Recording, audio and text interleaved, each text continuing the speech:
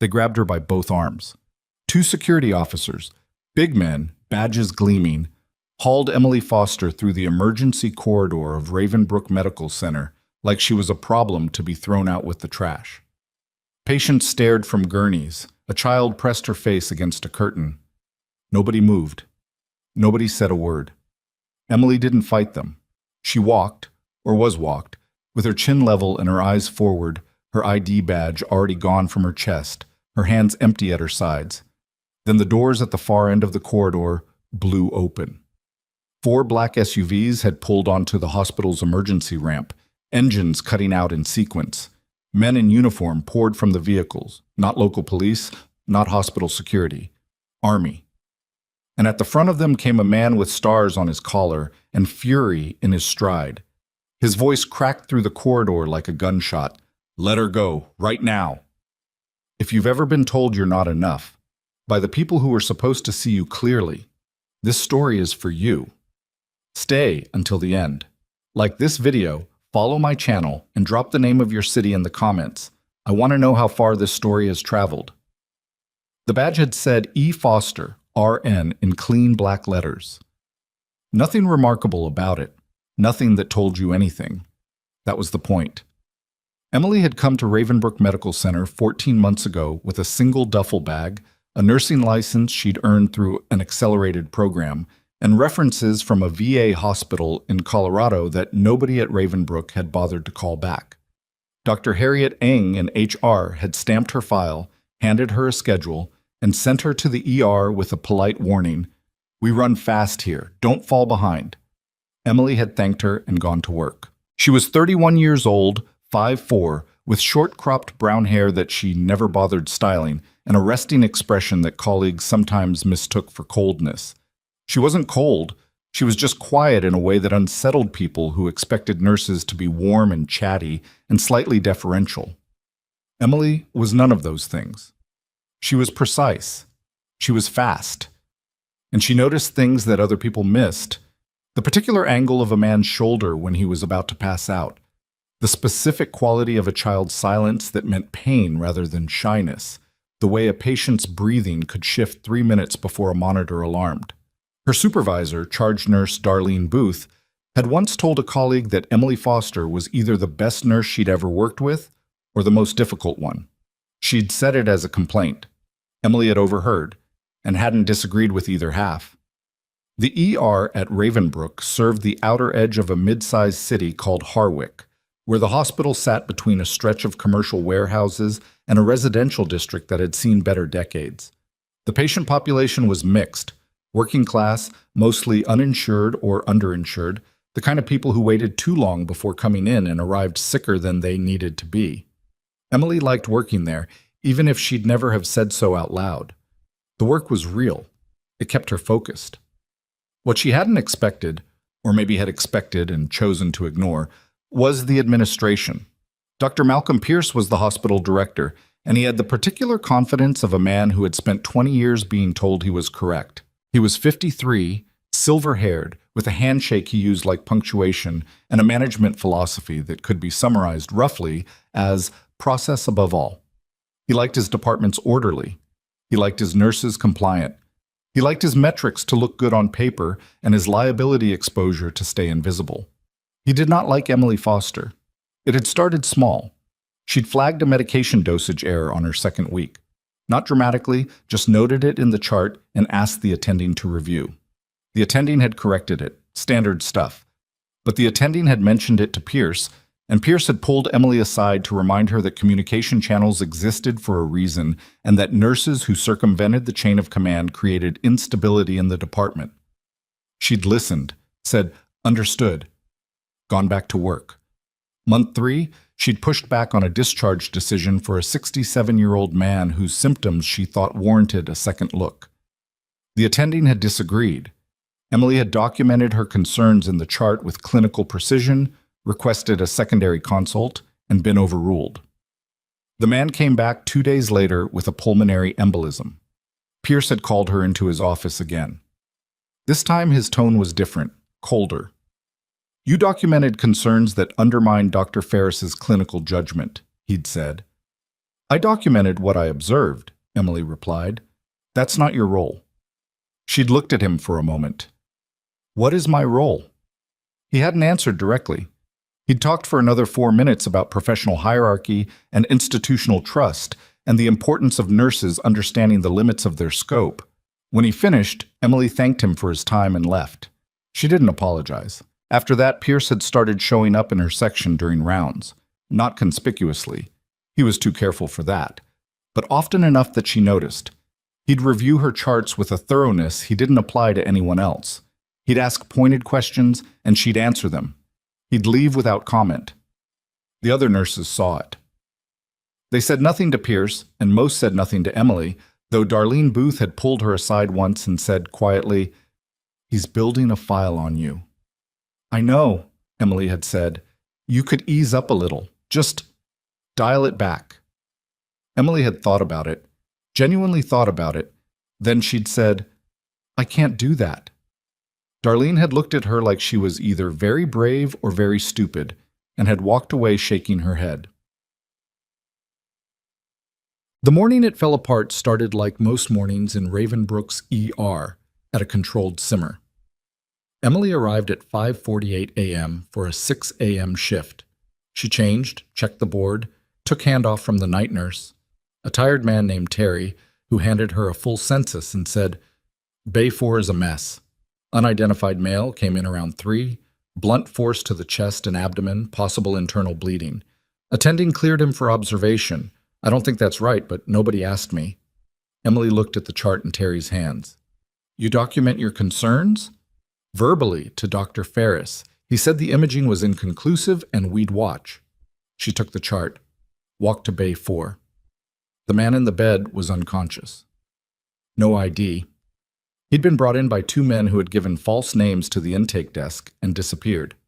His clothing had been cut away. Dark tactical pants, a compression undershirt, no jewelry, no phone, nothing in his pockets. He was maybe 40, well-built, with the kind of physical conditioning that didn't come from a gym membership. There were 2 lacerations on his left forearm, with a distinctive pattern Emily recognized without letting herself think too hard about why she recognized it. His color was wrong. The pallor beneath his tan was the specific gray that meant the body was prioritizing somewhere else. She ran through the chart. Imaging read as non-specific, with a note that the quality had been limited due to patient movement. Vitals from 4 a.m. showed a blood pressure that had dropped 6 points in 20 minutes and then stabilized. The stabilization note was signed by Ferris. Emily checked current vitals. Pressure was down again. She flagged the attending on call. Not Ferris, he'd gone off shift. A younger doctor named Dr. Voss, who came over chewing the end of a pen and looking at his phone. "Bay 4, Emily said. "He needs repeat imaging and surgical consult. BP trending down." Voss glanced at the readout. "It's within acceptable range." It dropped 8 points since the last check. His abdomen is guarded on palpation. He has delayed capillary refill. Ferris cleared him for observation. Ferris cleared him 3 hours ago. His presentation has changed. Voss looked at her with the expression of a man who was already calculating how much energy this conversation was going to cost him. "I'll note it and reassess in an hour." He might not have an hour. "That's my call to make." Emily looked at him. She said evenly, "I'm going to put my concern in the chart." "You can do whatever you want," Voss said, and walked away. She documented. Clear, clinical, time-stamped. Requested surgical consult through proper channels. Checked the man's vitals again 15 minutes later. Pressure had dropped another 4 points. She paged the surgical resident on call. He called back 9 minutes later, said he'd come down when he had a break. She said it was urgent. He said he understood and would come when he could. She was standing at the Bay 4 curtain, taking the man's pulse manually because she trusted her fingers more than the cuff at this particular moment, when Dr. Pierce appeared. He was in a suit, earlier than his usual arrival, which meant something had already reached his desk. He looked at Emily, then at the patient, then at the chart she'd been annotating. "Nurse Foster." "Dr. Pierce, I've received 2 separate messages this morning suggesting you're creating problems in the department." Emily didn't look up from the pulse she was counting. "I'm flagging a patient whose condition is deteriorating." You're overriding the clinical judgment of the attending physician. I'm documenting my observations and requesting a consult. That's within my scope. Pierce stepped fully into the bay and lowered his voice, which was somehow more threatening than his loud voice. This patient was assessed and cleared. You're creating anxiety among staff and interfering with the workflow of this department. She looked up then, met his eyes. His pressure is dropping. He has signs consistent with intra-abdominal hemorrhage. That determination is not yours to make. The observation is, she said, I'm not diagnosing him. I'm watching him die. Something moved across Pierce's face. Not concern for the patient. She'd learned to read him well enough to know that. It was something harder, something more controlled. You've been a recurring source of friction in this department for over a year, he said. You challenge clinical decisions that are above your pay grade. You undermine attending authority, and you have a pattern of escalating to conflict when simple compliance would resolve things. He paused. I've been patient. Emily waited. I'm placing you on immediate administrative leave, pending a full review. Effective this moment. He held out his hand. Your badge. She stood still for 3 full seconds. She thought about the man in the bed. She thought about his blood pressure, his breathing rate, the particular gray quality of his skin. She said, if you delay surgical evaluation, he's going to bleed out. Your badge, Nurse Foster. She unclipped it, placed it in his hand, and then she said quietly, clearly, making sure he heard every word. If you keep delaying surgery, he'll die, and I will have documented exactly when I told you that. Pierce pocketed the badge. He gestured to 2 security officers who had been waiting near the nurse's station. She hadn't noticed them until now, which told her this had been planned before Pierce walked in. The officers approached. One of them, heavy set, with an apologetic expression, said, Ma'am, if you'll come with us. She went, blushing. The walk through the ER corridor was 30 seconds, maybe less. It felt longer. A patient in a wheelchair turned to watch. A nursing assistant Emily had trained 3 months ago pressed herself against the wall and looked at the floor. Someone at the far end of the hall said something Emily couldn't hear. A child, maybe 5 years old, standing beside a curtained bay, watched her with enormous eyes. Emily kept her chin level. She didn't look at the floor. She didn't look at Pierce, who was walking behind the security officers at a careful distance. She looked at the exit doors at the end of the corridor, and she kept her pace even and her hands open at her sides. The officer on her right, the apologetic one, said softly, Nothing personal. She didn't answer. They were 15 feet from the exit doors when a different sound registered. Not inside the hospital. Outside. The low-engine growl of heavy vehicles, multiple, pulling fast onto the emergency ramp. Doors, boots on asphalt. The slap of the automatic doors at the ambulance bay snapping open. 4 military police officers came through first in full uniform, and they stopped inside the doorway and spread out without being told to, creating a perimeter that made no sense unless they were expecting something. Then came 2 men in civilian clothes with federal credentials visible on lanyards. Then a woman in army dress uniform with a medical insignia on her collar who was already scanning the space with the systematic attention of someone doing threat assessment. And then him. He was tall, 6'2", maybe more, with the squared posture of a man who had stood in front of worse situations than a hospital lobby and hadn't blinked. His uniform bore the rank insignia of a general, and he moved with a controlled speed that was almost indistinguishable from calm, except that his jaw was set hard and his eyes were working the room in a way that missed nothing. He found Emily in less than 2 seconds. His voice, when he spoke, was not particularly loud. It didn't need to be. The quality of it, flat and certain, and carrying an absolute expectation of compliance, cut through every ambient sound in the corridor without effort. Let her go, right now. The security officers stopped. They looked at each other. The apologetic one looked back at Pierce. Pierce had gone still. He was processing something.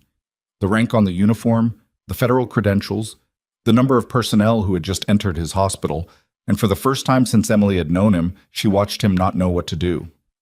The general walked forward. He didn't wait for anyone to stand aside. People moved before he reached them. He stopped in front of Emily. He looked at her for a moment, not the way someone looks at a stranger, but the way someone looks at a person they last saw in a different context, a different version of the world. His expression didn't shift, but something in it changed. He said, "Sergeant Foster." The title dropped into the corridor like a stone into still water. Emily looked at him. Her voice was as even as his. "It's been a while, General Calloway." Behind her, she heard Pierce say, with a careful attempt at authority, "I'm going to need to understand what's happening here." Calloway looked at him for the first time. The look lasted approximately 1 second and communicated something Emily couldn't have articulated but that Pierce visibly felt. "What's happening," Calloway said, "is that one of my officers is in a bed in this hospital, and I was told his condition is deteriorating. I was also told your staff had concerns about his care that were overruled." He paused. "I need to know the exact current status of that patient, and I need the nurse who flagged those concerns to be the one telling me." "This nurse," Pierce said, "has been placed on administrative leave due to—" "That's not what I asked you." The silence that followed was the specific silence of a room full of people who understand that the power dynamic has just shifted and are waiting for everyone to catch up. Pierce caught up slowly. Emily watched his expression move through several phases: authority, confusion, calculation, before settling somewhere between controlled and cornered. Calloway turned back to Emily. "The patient in Bay 4, tell me where he is right now." Emily said, "His pressure has been trending down for at least 2 hours. He has clinical signs consistent with an intra-abdominal injury that wasn't followed up on the initial imaging. He needs a surgical consult immediately. The one I requested hasn't been acted on." "Is there time?" "I don't know. There was, an hour ago." Something passed through Calloway's expression. He turned to the woman in army dress uniform behind him. "Get the medical team in." Then he turned back to Pierce, and his voice went quiet in a way that was somehow more forceful than any volume could have been. "If that man dies because your people delayed care, you're going to explain it to a federal review board, and to me." He let that land. "Now take her off administrative leave. She's needed." Pierce opened his mouth, closed it, looked at Emily with an expression she hadn't seen from him before. Not contempt, not the cold calculation she'd grown used to. Something more unsteady. He said nothing. One of the federal agents stepped forward and placed a hand briefly on Pierce's shoulder. Not aggressive, clarifying. "Dr. Pierce," the agent said calmly, "we're going to need to speak with you separately. There are some billing and contract records we'd like your help understanding. Won't take long." The color left Pierce's face. Emily watched it happen. Then she turned and walked back toward Bay 4 without being told to. Because the man in the bed was running out of time, and whatever else was happening in this corridor, that was still the thing that mattered most. She pushed through the curtain. The patient's breathing had changed, shallower, working harder. His pressure on the monitor read numbers that tightened everything in her chest. She hit the call button. She reached for the supply cart. Behind her, she could hear the Army medical team coming down the corridor, equipment rolling, voices clipped and professional and fast. She didn't think about her badge, or the walk through the corridor, or Pierce's face when the federal agent put a hand on his shoulder.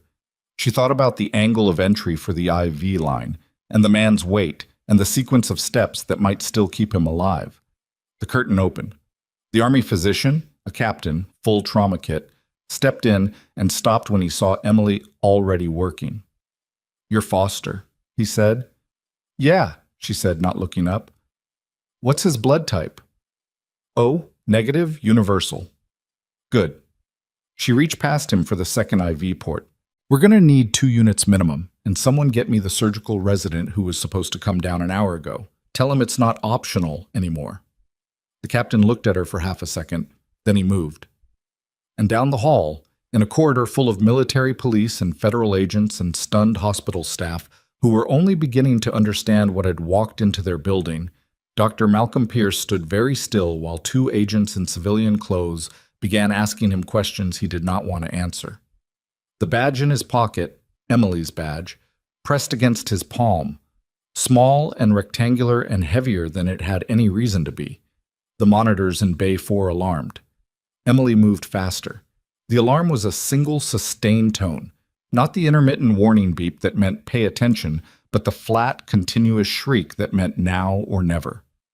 Emily's hands were already moving before the sound fully registered. She had the second IV line secured in 12 seconds, not because she was rushing was how you blew a vein, but because her hands had done this enough times that they didn't need her brain to supervise. She called the drip rate to the army captain, Reyes, his name tag read, and he adjusted the bag without being asked twice. The surgical resident, Yoon, came through the curtain 40 seconds later, looking like a man who'd been told the building was on fire and had run the wrong direction first. "What do we have?" Yoon said, slightly breathless. "Blunt abdominal trauma, likely splenic or hepatic laceration. Pressure's been trending for 2 hours and nobody acted on it." Emily didn't look at him. "He needs the OR, now." Yoon looked at the monitor, then at the patient. Something shifted in his expression. The clinical equivalent of "oh."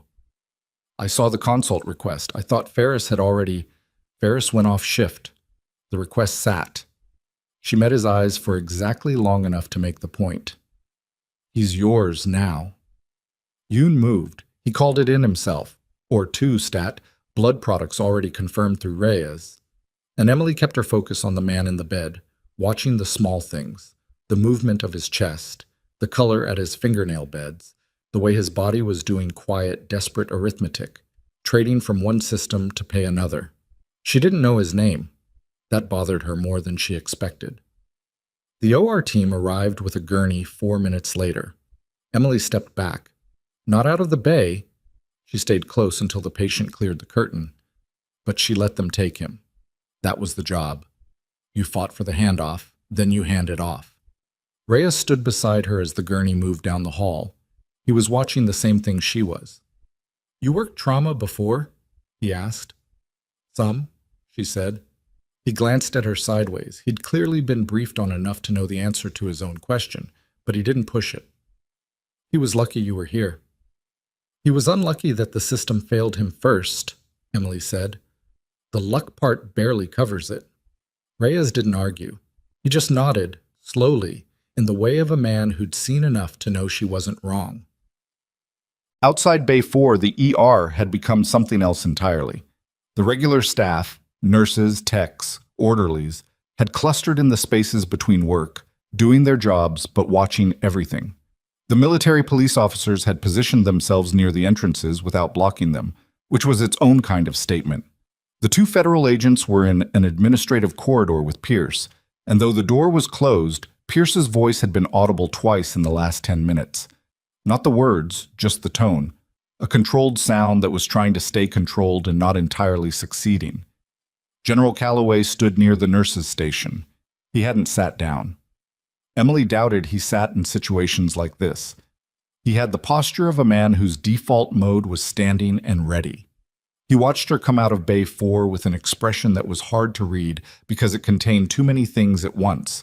Relief, something older and more complicated, and a professional assessment he was running whether he wanted to or not. "Or?" he asked. "Just went up. Yoon is good. If the damage isn't too extensive..." She stopped. "I can't make you a promise on that." "I'm not asking for one." He paused. "How long has Pierce been running this department?" "He's director of the whole hospital. Been here 7 years based on what I've heard." Calloway absorbed that. "And the culture? The way decisions get made here? That's been consistent?" She looked at him. "Why?" "Because I'm trying to understand how a nurse flags a deteriorating patient twice in writing and the system produces no response." His voice was flat. No heat in it, which somehow made it worse. "That's not one bad doctor making a bad call. That's a structure that enables it." Emily considered several responses and chose the most honest one. "It's been that way since I got here. Probably before." "Did you report it? Outside the hospital?"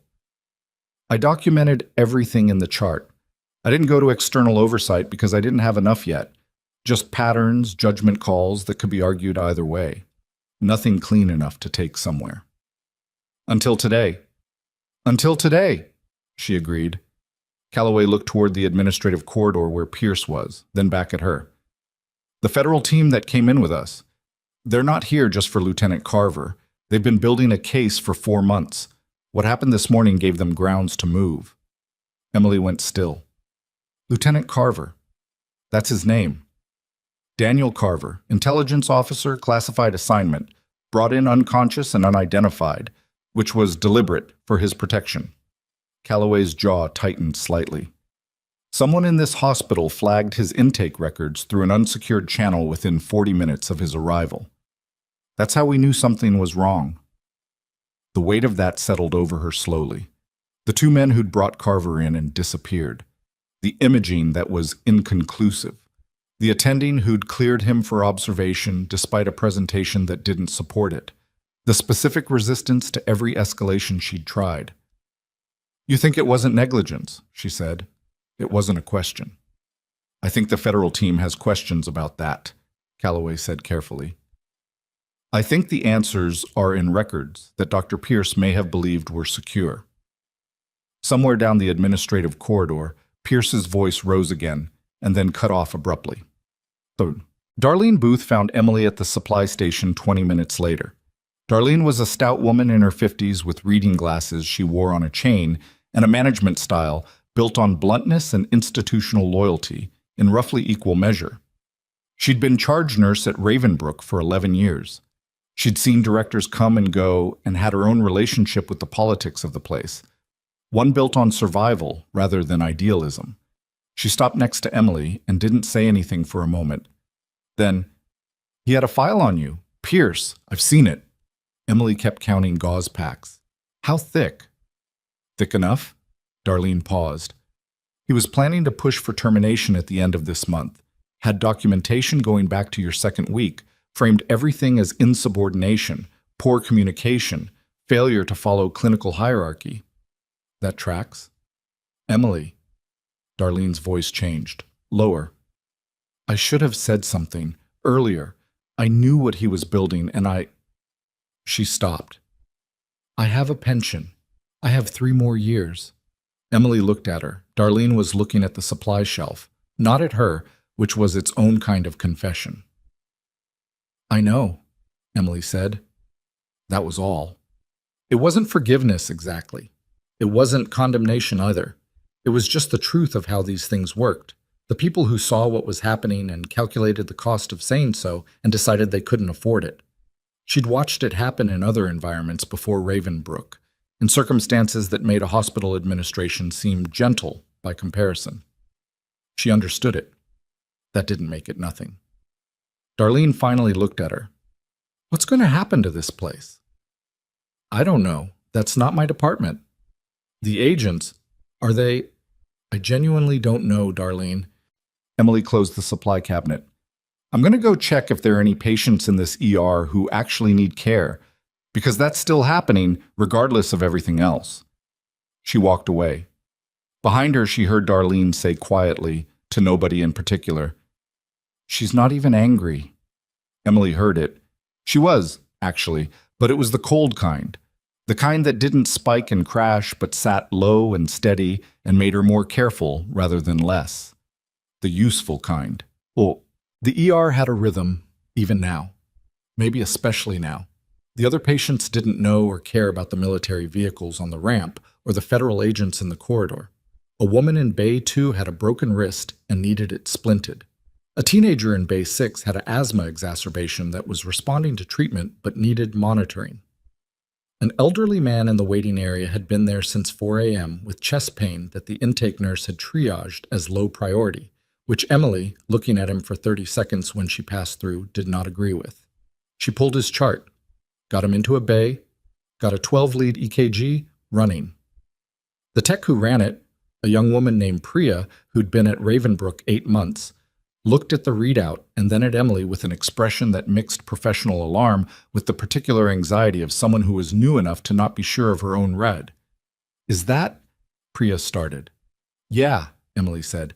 "Get the attending, not Voss. Find whoever's senior right now." Priya went. Emily stayed with the man. His name was Harold. He had a wife who was out in the waiting room and a daughter in Phoenix, he kept mentioning. And she talked to him in the low, steady way she'd learned worked better than silence, keeping his breathing even, keeping him from the particular panic that could turn a treatable cardiac event into something worse. "Am I going to be okay?" Harold asked. He was 71. He'd been sitting in that waiting room for almost 4 hours. "We're working on it," Emily said. She believed that was an honest answer. The attending came, Dr. Ramos, who was competent and not political in the way Ferris and Voss were political, and Emily gave him the rundown in 90 seconds and stepped back. Ramos moved fast. He was on the phone to the cath lab before Emily had finished her sentence. She went back to the corridor. Calloway was still there. He was on his own phone now, standing near the far wall, speaking quietly. He caught her eye across the distance and held up one finger. 1 minute, and she nodded and leaned against the nurse's station and waited. Around her, the ER kept doing what ERs do. Slow disaster management, 12 things going wrong at different speeds, a constant low-level triage of which crisis got attention first. The military presence had shifted the texture of the place, but not stopped it. People were still working. The work kept going. Calloway finished his call, crossed to her. "Carver's in surgery," he said. "They found a splenic laceration, significant blood loss." He paused. "The surgeon says the delay didn't help." Emily absorbed that. "But he's survivable?" "For now. They're optimistic." Another pause. "Cautiously." She nodded. She didn't let herself feel anything about that yet. Later. "I need to ask you something," Calloway said. His voice had changed, still professional, but something more personal had come into it. "And you can tell me it's none of my business." "Okay." "Why nursing, after—" He didn't finish the sentence. He didn't need to. After everything, was what he meant. After what she'd been, what she'd trained as, what she'd done in environments that made Ravenbrook's worst day look like a scheduling problem. Emily thought about how to answer honestly without making it into a speech. "I wanted to do the same work," she said, "without the context." He looked at her. "The context being?" "Everything that came with the other version of it." She paused. "I was good at the job over there. But the job over there required things I wasn't sure I could keep requiring of myself." Calloway was quiet for a moment. He wasn't judging it. She could tell that much. He was just taking it in, the way he seemed to take most things, completely, without rushing to a response. "Pierce's file on you," he said eventually. "The one his HR team built. I've been told it's thorough." Darlene mentioned it. "What it doesn't contain," Calloway said, "is anything from before your nursing license." He looked at her steadily. "Because that record is classified. And I've made sure it stays that way, even with federal involvement in this investigation." A beat. "But some of the agents are going to want to speak with you about what you observed this morning, about Carver's intake and the decisions that were made around it." "I'll tell them what I know." "Which is considerable." "Which is what I observed," she corrected. "I'm not an investigator." "No," Calloway said. "You're better than that. Investigators work from evidence that already exists. You see things before they become evidence." She didn't know what to say to that, so she said nothing. It wasn't false modesty. She just didn't have a good response to being accurately described. Down the hall, the door to the administrative corridor opened. One of the federal agents, the woman who'd introduced herself earlier only as Agent Solis, stepped out. She scanned the floor, found Emily, and walked toward her with the purposeful stride of someone who had information and questions in equal measure. "Nurse Foster." Solis stopped a few feet away. She had a tablet in her hand and a controlled expression that gave nothing away. "When you have a moment, we'd like to go through your chart documentation from this morning in detail." "Now works," Emily said. Solis nodded. Then, slightly more carefully, "We also have some questions about the intake process for the unidentified patient, specifically about who had access to his file in the first 90 minutes after arrival." Emily looked at her. "You think someone in this hospital knew who he was?" Solis didn't confirm it. She didn't deny it. She said, "We'd like to talk through the timeline." From somewhere deeper in the administrative wing, a door opened again. Pierce's voice, controlled, measured, the voice he used when he was performing calm, carried out into the hallway. "I want my attorney present before any further—" The door closed again. Quiet. Emily looked at Solis, then at Calloway, then back at the administrative corridor. "How bad is it?" she asked. Not fishing, genuinely trying to calibrate.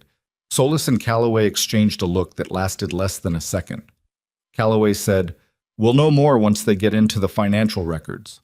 Solis said, Let's just say Dr. Pierce has had a complicated relationship with the hospital's emergency procurement contracts for the past 3 years.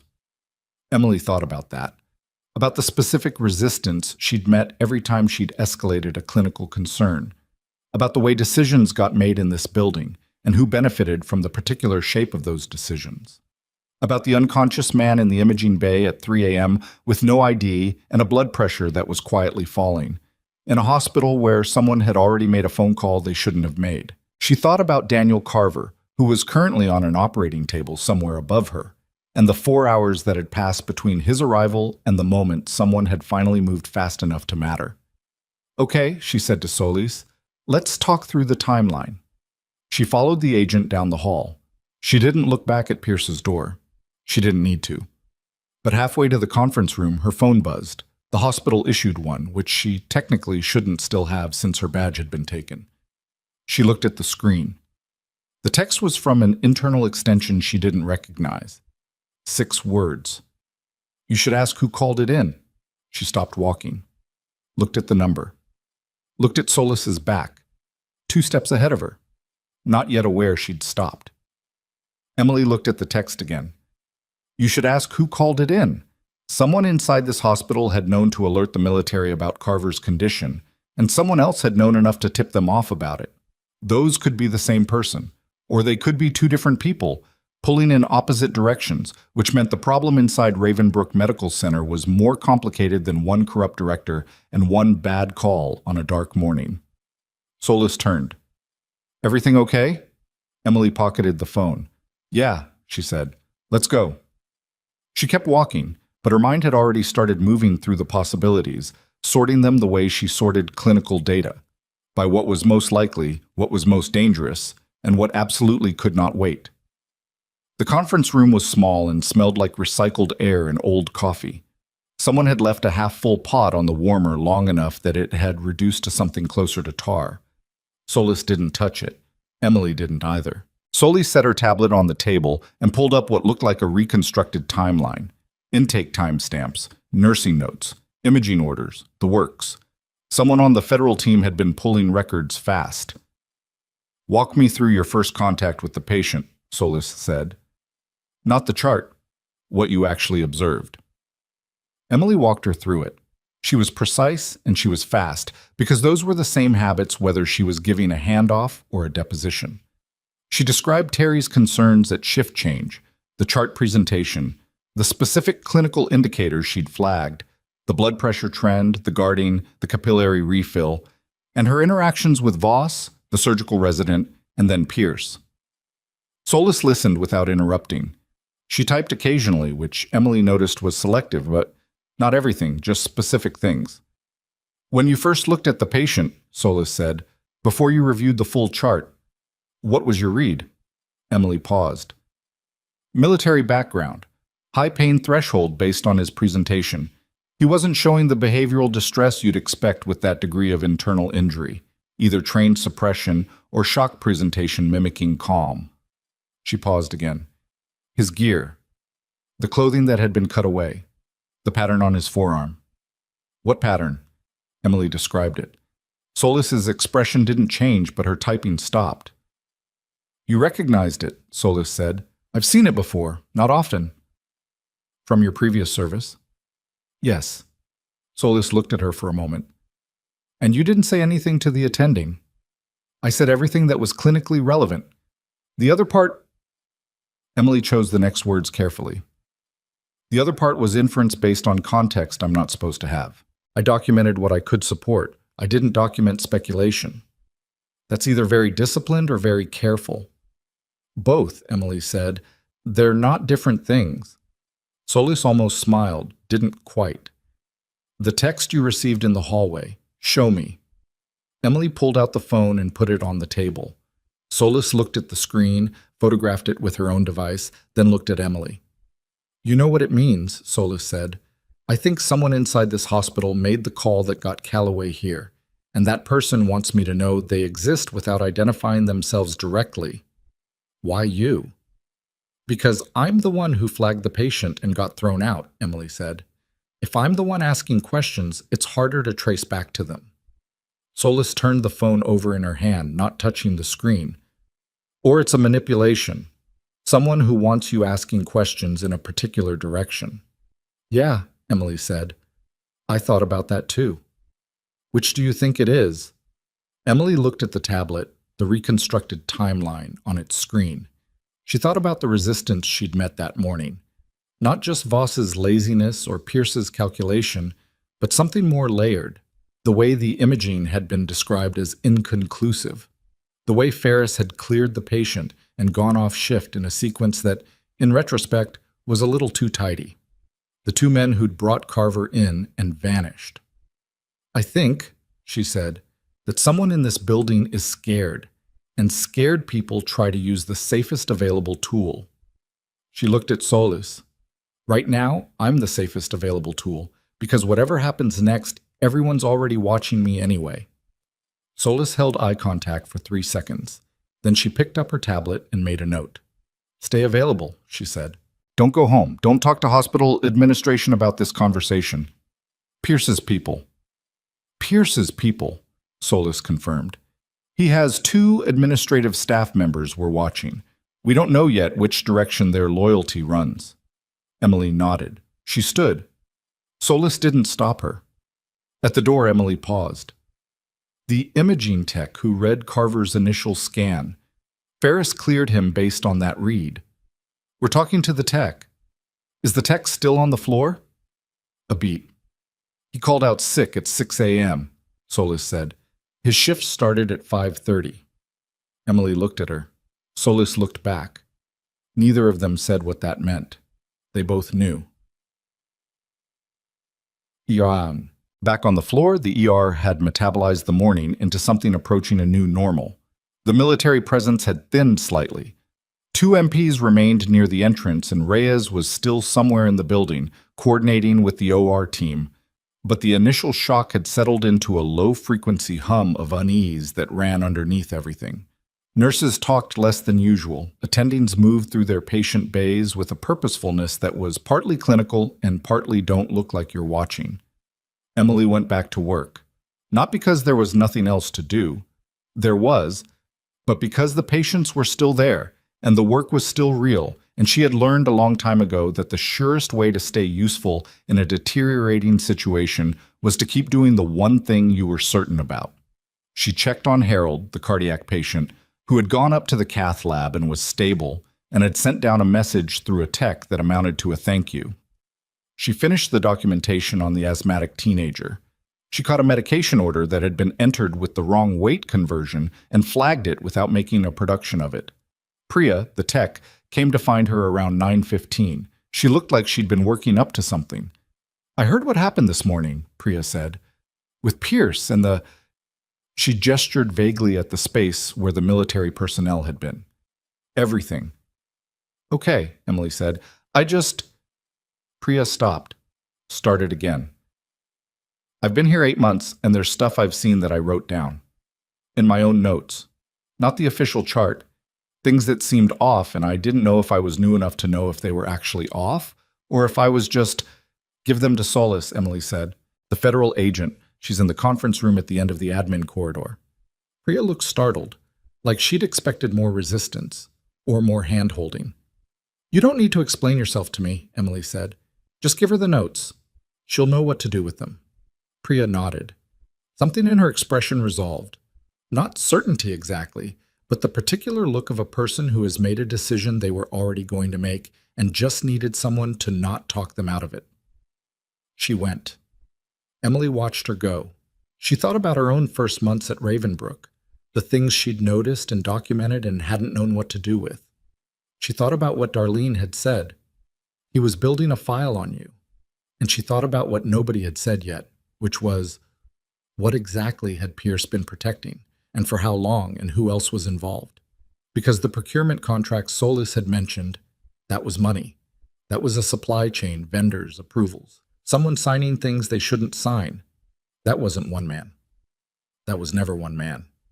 She was at the nurse's station, catching up on charting that had fallen behind in the chaos of the morning when Calloway found her again. He sat down in the chair across from her. Actually sat, which surprised her. and put a folder on the desk between them. Not a military folder. A Ravenbrook Medical Center folder. The institutional green kind with the hospital logo embossed on the cover. "Surgical team update," he said. "Carver's out of the critical phase. They got the bleeding controlled. He's going to need recovery time, but the surgeon's word was optimistic." He paused. "Real optimistic. Not the hedged kind." Emily let out a breath. Slow, measured, not dramatic. "Good. Yeah." He looked at the folder. "I want to tell you something, and I want you to hear it as information, not as me trying to influence what you do next." She waited.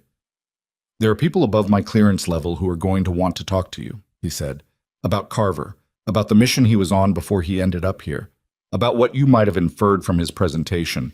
He kept his voice level.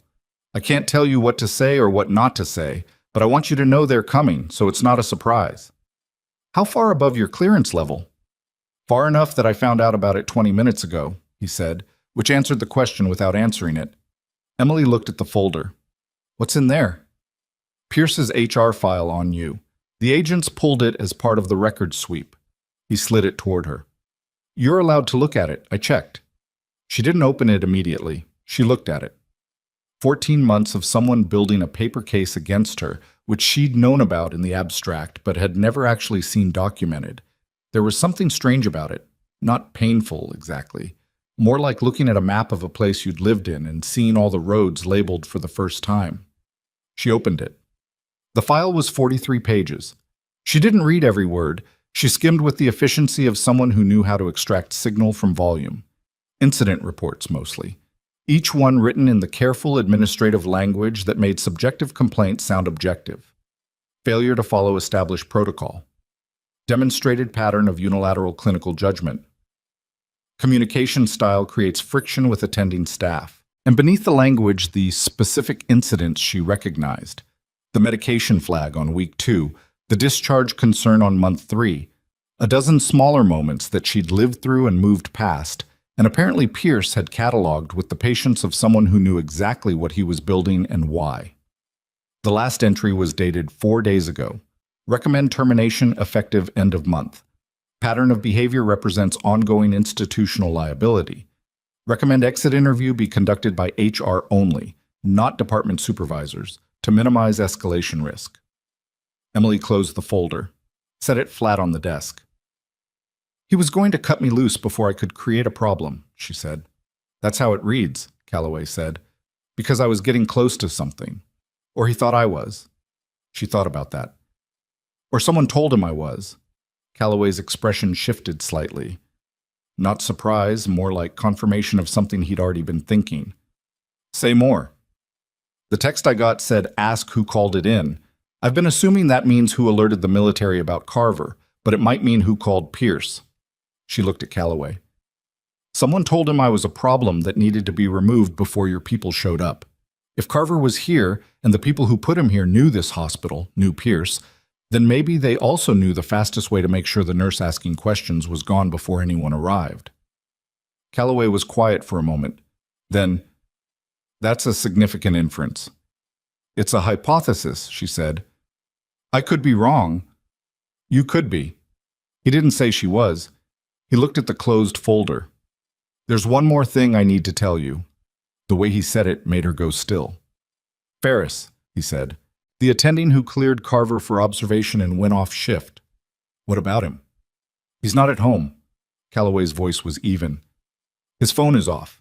His car is in the hospital parking structure, level 3. A pause. "It's been there since 5 a.m. The temperature in Emily's chest dropped about 3 degrees. "His car is here, but he's not." "That's correct." "Have your MPs?" "We're looking." He met her eyes. "We've been looking for 40 minutes. This building has 11 floors and 3 basement levels." Emily pushed back from the desk, stood up. Calloway stood with her. "If someone in this network knew Carver was here and knew the investigation was coming," she said, keeping her voice low, "and Ferris was the one who cleared him, then Ferris is either running," Calloway said, "or Ferris is a liability that someone decided to remove." The words were blunt and precise and landed exactly as heavy as they should. Emily looked down the corridor. The ER, the patients, the staff moving between bays with no idea that the building around them had become something other than a hospital this morning. "I need to tell Solis," she said. "Already done. 30 seconds before I came to you." He paused. "I wanted you to know from me, not from someone else." She nodded once. That meant something, and they both understood it did, and neither of them made anything more of it than that. The search for Ferris took 47 minutes and found him on the second basement level, in the long-term storage corridor behind the central records vault, sitting on the floor with his back against a shelf of archived patient files, and his phone in his hand, and a look on his face that Emily, who had found him because she'd thought about where a man would go if he was trying to disappear inside a building he knew, had seen before. Not guilt, exactly. Closer to the specific exhaustion of someone who had been carrying something heavy for a long time and was no longer sure they could keep standing under it. He looked up when she came around the corner. Behind her, at a distance she'd asked him to keep, was one of Calloway's MPs, far enough to give the moment space, close enough to matter if it needed to. Ferris looked at her. He was 50, maybe, with the kind of face that had once been composed and had spent the last several hours losing that quality. His white coat was still on. He hadn't even changed out of it before coming down here. "I was going to leave," he said. "I had the keys out. Then I couldn't make myself go to the car." Emily sat down on the floor across from him, which she could tell he hadn't expected. "Why not?" "Because it wouldn't—" He stopped. "It doesn't actually solve anything, does it? Going." "No," she said. "It doesn't." He looked at his phone. "Pierce called me at 5:10 a.m. before my shift ended. He told me the patient in Bay 4 was going to be transferred to a private facility and that I should close out the chart as a non-emergent observation case." He paused. "I didn't ask questions. Another pause. "I've not asked questions about things like that before. There's always a reason. Pierce always has a reason. What kind of things like that?" Ferris looked at her. For a moment she could see him calculating. How much? How far? Whether it mattered now to hold any of it back. He didn't hold it back. He started talking, and once he started, he went in order methodically, like a man who had rehearsed this in his head enough times that the sequence was fixed. It started 18 months ago, a contract dispute with a medical supply vendor that had been resolved in a way Ferris hadn't understood at the time. It moved through 3 billing irregularities he'd been asked to sign off on. 2 patient transfers to private facilities that had seemed unusual and that he'd later understood were unusual. It moved through a system of quiet incentives, not cash, nothing that direct, but preferential scheduling, a research funding approval that had been stuck for months and suddenly wasn't, the particular reward structure of a man with institutional power who knew how to make things easier for people who cooperated and harder for people who didn't. Emily listened. She didn't interrupt. She let him go at his own pace, because this was the kind of testimony that stopped if you pushed it, and because the MP behind her was recording on a body cam, and she didn't want to derail it. When he finished, the corridor was very quiet. "I knew something was wrong with the patient," Ferris said. "This morning. I knew. And I filed it as observation because Pierce told me to, and because I've been making that calculation for a year and a half, and this time," his voice broke slightly, "recovered. This time, someone was actually going to die from it." "He didn't," Emily said. "He's out of surgery." Ferris looked at her. Something moved through his expression that she couldn't fully classify. Relief and shame in a combination that wasn't clean or simple. "I want to talk to the investigators," he said. "I know. I should have done it a long time ago." Emily didn't tell him it was okay. It wasn't okay, and he knew that. And false comfort at this particular moment would have been its own kind of cruelty. What she said was, "Do it now. That still counts for something." She helped him up. She walked him back up to the main floor, the MP behind them, and she found Solis and handed Ferris over with 3 sentences of context. And she watched Solis take him into the conference room with the careful efficiency of someone who had been waiting for exactly this. Then she walked back to the ER. Because Harold was being discharged, and his wife was here, and someone needed to go over the discharge instructions with them. And that was still real. That was still the job. And she was still the one who knew the case. She was explaining anticoagulation protocols to Harold's wife, a small, sharp-eyed woman named Bet, who asked better questions than most attendings, when Reyes appeared in the doorway of the bay and waited. Emily finished with Bet, walked out. "Or called down," Reyes said. "Carver's been moved to recovery. He searched for the word. He's asking for you." Emily looked at him. "He doesn't know me."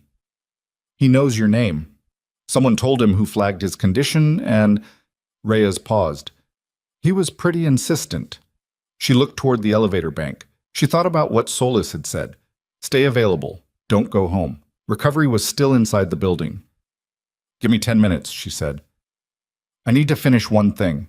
She went back to the nurse's station, sat down, pulled up her documentation and finished the notes she'd been halfway through. Detailed, time-stamped, everything from the morning accounted for. She did it methodically because whatever happened next, the record needed to be clean. She was on the last section when her phone buzzed again. The hospital issued one, the same unknown extension. She looked at the screen. This message was longer than the first one. "Pierce didn't work alone. Check who co-signed the imaging falsification on intake. It's not a name you've heard yet, and they know the agents are here. They're already moving." Emily read it twice. Then she stood up, moved away from the nurse's station, and called Solis directly. Solis picked up on the second ring. "Second text," Emily said. "Same number. They're saying there's a co-signatory on the falsified imaging record, someone we haven't identified yet, and whoever it is knows the investigation is active and is—" She read directly from the screen. "Already moving." A pause on Solis's end, brief and controlled, which was somehow more alarming than if she'd reacted louder. "Don't move from the ER floor," Solis said. "Don't talk to anyone you don't know. And if anything feels wrong—" The lights went out. Not just the ER. The whole floor. Monitors switching instantly to battery backup, the emergency lighting clicking on in the ceiling in the particular sickly amber that meant the main power had cut, not tripped. The backup generators were running, but they'd come on wrong, stuttering, which meant something had hit the main supply line deliberately, not failed. In the sudden amber half-dark, Emily heard alarms going off from 3 different bays simultaneously, and a nurse yelling from somewhere she couldn't see, and the sound of the elevator mechanical system locking down with a heavy sequential thunk. And then she heard something else, closer, in the corridor outside the ER, moving fast, not running but close to it. Footsteps that had the particular cadence of someone who knew where they were going. She pressed back against the wall beside the nurse's station, phone still in her hand, and watched the corridor. The figure that came through the stairwell door at the end of the hall was in scrubs. Hospital issued, nothing remarkable about the clothing. But the way the person moved was wrong. Too fast, too directed. Not the movement of staff responding to a power failure, but of someone using a power failure. And they were heading directly for the administrative corridor, directly for the conference room where Solis was, where Ferris was, where the evidence was. Emily took 1 second. Just one. Then she moved. She didn't run. Running attracted attention, made noise, removed the element of surprise that was currently the only advantage she had. She moved fast but controlled, the way she'd learned to move in spaces where noise had consequences. Heel to toe, weight distributed, arms loose. The figure in scrubs was maybe 40 feet ahead of her, moving through the amber emergency lighting toward the administrative corridor. Male, medium build, moving with the contained urgency of someone on a clock. He hadn't looked back. He didn't know she was there. She got to 20 feet and kept closing, 15 feet. She could see the access badge clipped to his chest, hospital issued, standard format, but the photo was wrong. She couldn't read it at this distance, but the coloring was off. Ravenbrook badges had a blue stripe. This one was green. Green was the color coding for the private facility across town, a place called Caldwell Medical Group, which she knew only because one of the night nurses had mentioned once that her sister worked there. 10 feet. He reached the administrative corridor door, swiped a card. She heard the electronic beep, which was running on battery backup, and pushed through. She caught the door before it closed. Inside, the corridor was narrower, the emergency lighting sparser. The conference room was at the far end, 40 feet down. The door was closed. The figure was moving toward it with his right hand inside the front pocket of his scrub top, which told her something she needed to know. She said, loudly and clearly, "Stop! Federal investigation in progress. She had no authority to say that. She had no badge, no credentials, nothing except a dead certainty that the words would make him hesitate for exactly long enough. He hesitated. He turned, and in the half second before he made whatever decision he was about to make, the conference room door opened.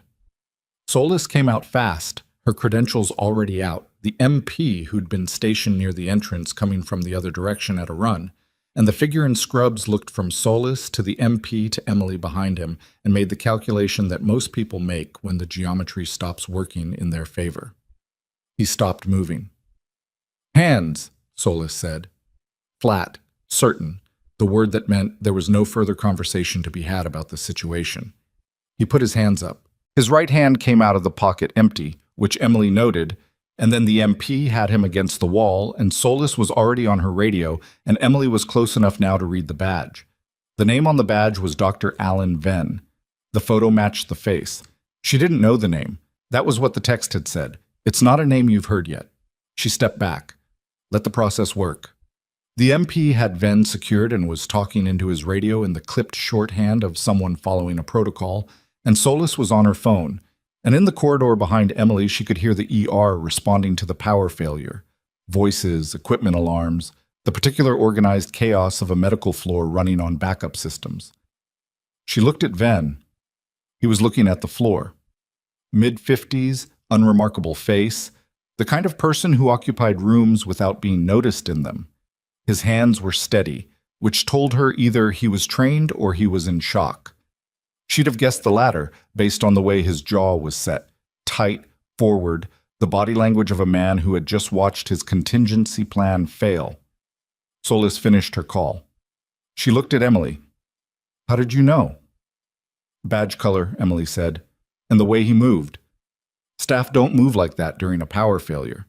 They move toward patients. He moved toward this room." Solis looked at her for a moment. "You said you're not an investigator."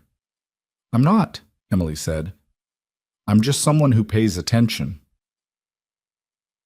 The power came back on 7 minutes later. Not all at once.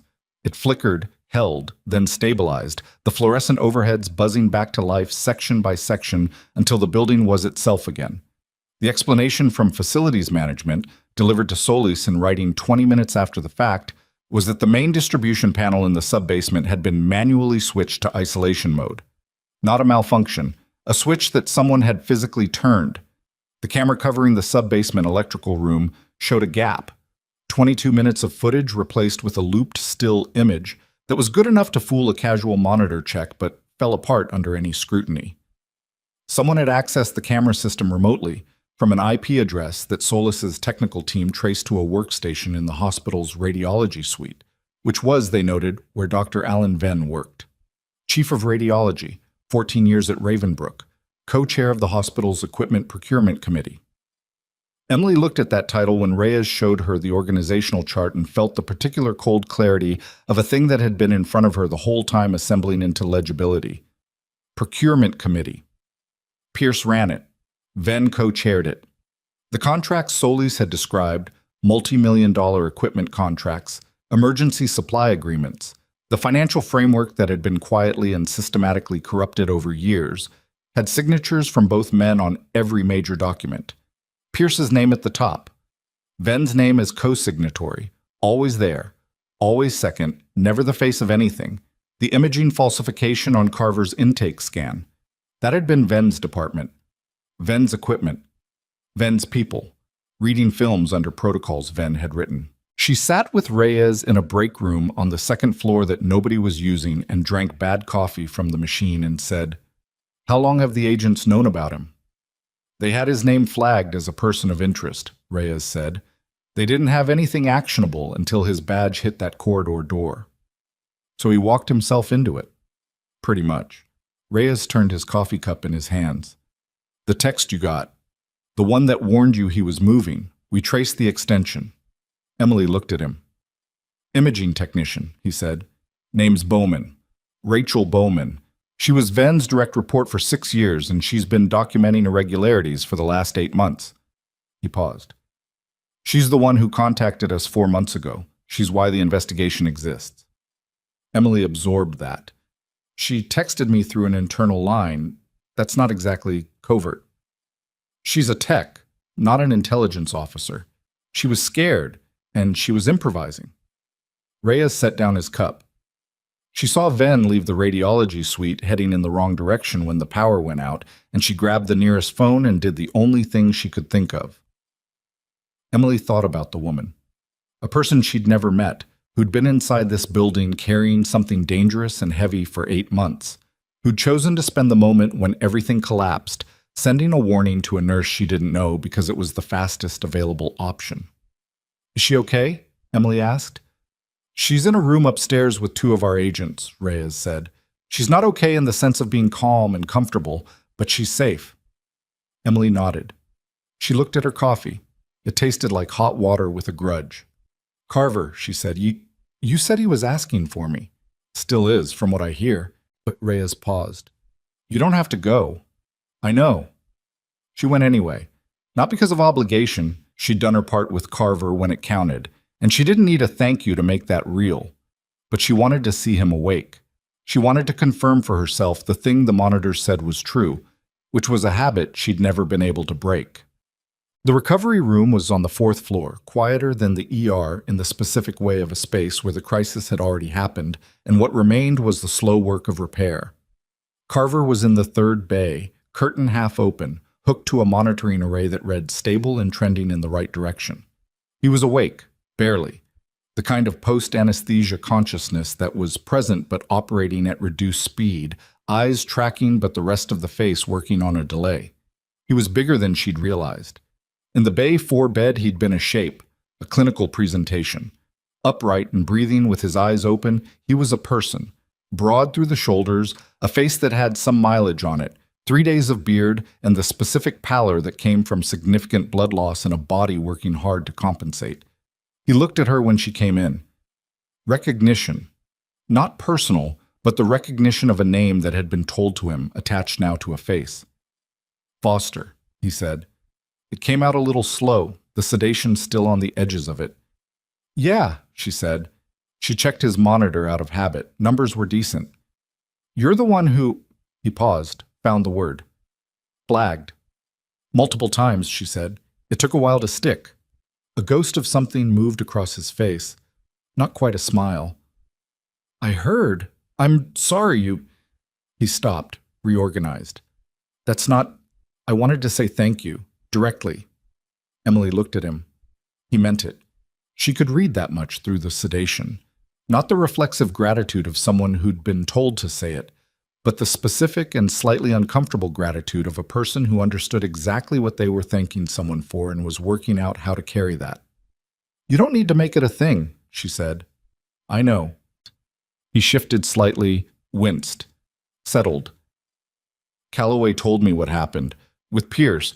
He seemed to run a quick internal calculation about what he was cleared to say. With the situation here. Calloway talks a lot for a general. He talks exactly the right amount, Carver said, with a precision that suggested this was an established opinion. He wanted me to know what you did, so I'd understand the whole picture. Emily pulled a chair up and sat down, because he was going to keep talking and she could see it was costing him something physically, and she wasn't going to make him work harder at it by staying at a standing angle. What's the part you wanted to say that isn't just thank you? He looked at her for a moment. Clear enough through the sedation to be reading something. The 2 men who brought me in, he said. They're my people. They didn't disappear. They went to a protocol position and waited for contact. They've been in the building since 3 a.m. Emily went still. Solis knows this? She knows now. Calloway told her an hour ago. He paused. I wanted you to hear it from me because... Another pause. Because they were watching the floor the whole time. They saw everything that happened with you. And I wanted you to know that what you did, how you moved, how you managed the situation, it was documented. Not by the hospital, by people who know what they're looking at. She didn't know what to say to that. She was quiet for a moment. Does that mean something specific, she asked, or is it just noted? I don't know yet, he said honestly. But it's noted by people for whom noted means something. He looked at the ceiling. I'm going to sleep again in about 3 minutes, whether I want to or not. Sleep, she said. She stood up. That's the job right now. Yeah. His eyes were already going heavier. Foster. She was already at the curtain. For what it's worth, he said, slower, the sedation winning, you should ask Calloway about the program. When this is over, just ask him about it. She didn't know what program. She didn't ask. He was already asleep. Done. Downstairs, the afternoon had developed its own momentum. The ER had stabilized after the power disruption. No patient had come to harm during the failure, which was either luck or the backup systems working as designed, and Emily suspected both. The federal team had expanded. 2 more agents had arrived around noon, and the conference room had become a kind of operational center, with a rotating cast of personnel going in and out and laptops running on the table, and a document management system that was apparently ingesting Ravenbrook's financial records at a rate that made the hospital's own servers run warm. Pierce was still in the building. He hadn't been formally arrested yet, which Emily understood was deliberate. The agents wanted him accessible, his presence documented, his communications monitored. He'd been in a room on the administrative floor for hours, his attorney now present, and the particular silence from that room had a quality to it that Emily associated with a situation that had moved past the stage where denial was productive. She was at the nurses' station, still functioning, still doing actual nursing work because the ER didn't stop for institutional collapse, when Darlene came to find her again.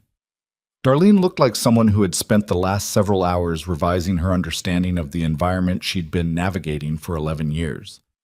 The expression on her face was complicated in a way that Emily didn't have time to fully parse, but the core of it was something between resolution and exhaustion. The board is convening an emergency session, Darlene said. 3 o'clock.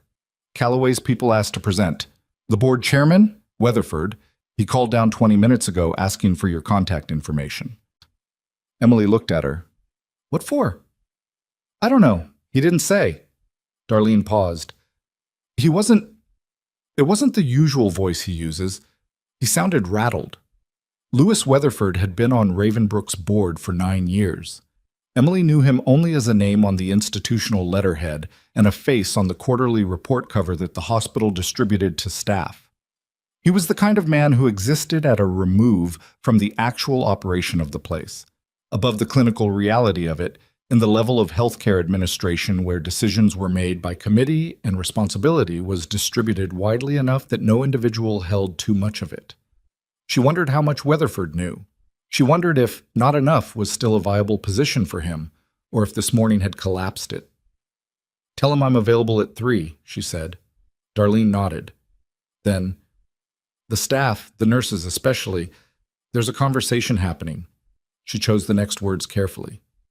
People are realizing that some of the things Pierce flagged you for, the times he documented your concerns as insubordination, those were the moments when you were right. People are... She stopped. People are working through what that means.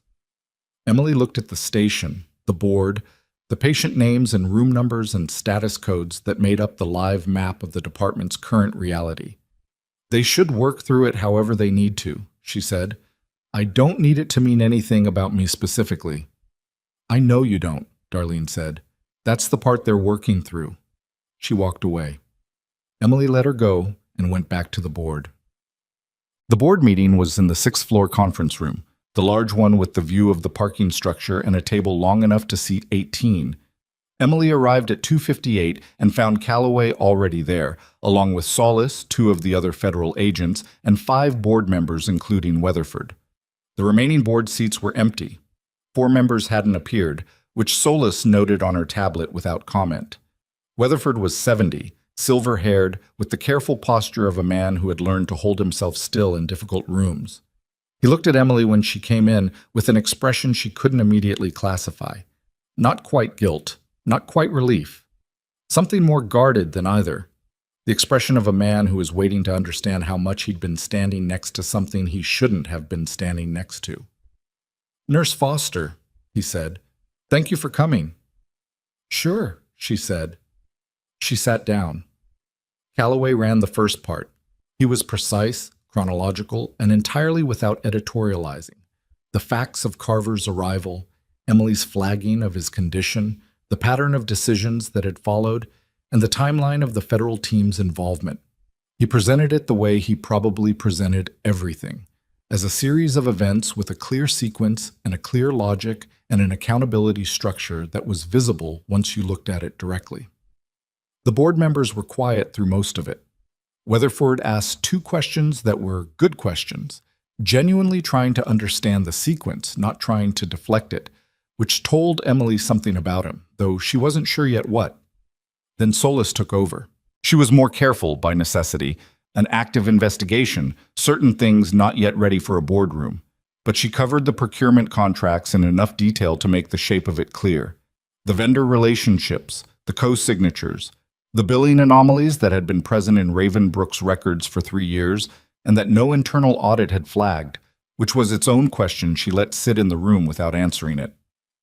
One of the other board members, a woman named Adeze Okafor, hospital administrator background, the sharpest expression in the room, said, "How long has the federal investigation been active?" 4 months, Solis said, and the board wasn't notified. Correct. Notification would have compromised the investigation. Okafor looked at Weatherford. Weatherford looked at the table. That exchange contained a conversation that was going to happen later, in a room Emily wouldn't be in, and she suspected it was going to be lengthy and uncomfortable. Calloway cleared his throat. "There's one further matter." He looked at Emily. She looked back at him, not sure where this was going. "Nurse Foster's employment status," he said. He turned to Weatherford. "Dr. Pierce placed her on administrative leave this morning as part of what I'm going to characterize plainly as an effort to remove a clinical witness from the floor before federal personnel arrived. The leave should be rescinded immediately, and her record should reflect that her actions this morning were not only appropriate but directly contributed to patient safety and to the progress of this investigation." Weatherford looked at Emily. Yes, absolutely. Effective immediately." He paused. "And I want to say, on behalf of the board, that the treatment you experienced in this institution—" "You can say it at 3 o'clock, Calloway said. Not unkindly, but with a firmness that suggested he'd heard enough institutional apology in his career to know what it was worth, and when it was being used as a substitute for something more concrete. Right now, what Nurse Foster needs is her access restored, and her documentation of this morning placed on formal record as consistent with professional standards." Weatherford nodded. He looked slightly chastened, which Emily suspected was a useful state for him to be in. Okafor was already writing something. She passed a note to an aide who left the room. Emily's badge, or rather a new one because Pierce had pocketed the original and she doubted she'd be seeing it again, would presumably appear at some point. She thought about how strange it was that a piece of plastic with her photo on it had been the mechanism of all of it. The taking of it, the weight of its absence, and now its return, handled through a note passed across a boardroom table. Pierce came apart in stages, which was somehow worse to watch than a single collapse would have been. At 4:15 p.m., his attorney emerged from the room on the administrative floor and spoke privately with Solis for 11 minutes. Emily didn't witness this. She heard it from Reyes, who had, and who relayed it with the compressed economy of a man summarizing something he found both professionally significant and personally distasteful. The attorney had indicated that Pierce wished to discuss the parameters of cooperation. This was legal language for a man who had looked at the evidence assembled against him and understood that the only variable still within his control was how cooperative he chose to be, and how quickly. Solis had not been warm about it. She'd noted, Reyes said, that cooperation was most valuable when it was early and complete, and that the window for it being either was closing. Then she'd gone back to her work. At 5:30, Pierce was walked out of the administrative floor by 2 federal agents and his attorney. He came through the main ER corridor because the administrative elevator opened onto it, and there was no other path to the exit. It was, Emily thought, probably not planned that way by the agents. It was just the building's geometry. But the effect was what it was. The ER was fully staffed at that hour, the afternoon shift overlapping with the evening, which meant there were nurses and techs and orderlies and 2 attendings visible when Pierce came through. Work slowed. It didn't stop. It was an ER. It couldn't stop. But the attention shifted. Pierce was in the same suit he'd been in at 6 a.m. He looked like a man who had been in a room for 11 hours doing something very difficult, without any of the resources he normally relied on to do difficult things. His composure was still present, but it was structural rather than genuine, the way a building looks intact from the outside after the interior has failed. He didn't look at Emily specifically.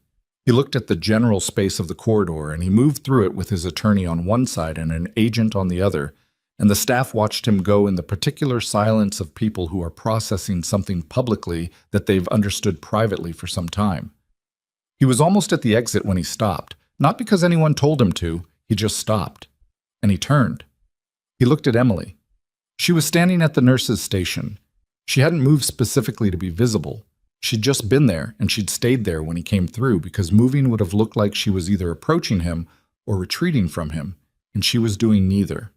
He looked at her for 3 seconds. She looked back. She didn't know what he was looking for. An acknowledgement, maybe.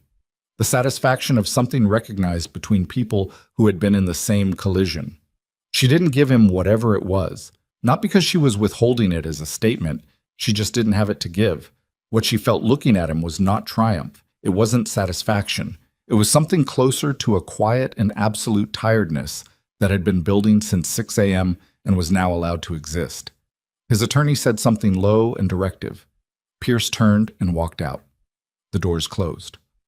Around Emily, the ER exhaled. Darlene appeared beside her, said nothing, just stood there for a moment, which Emily appreciated.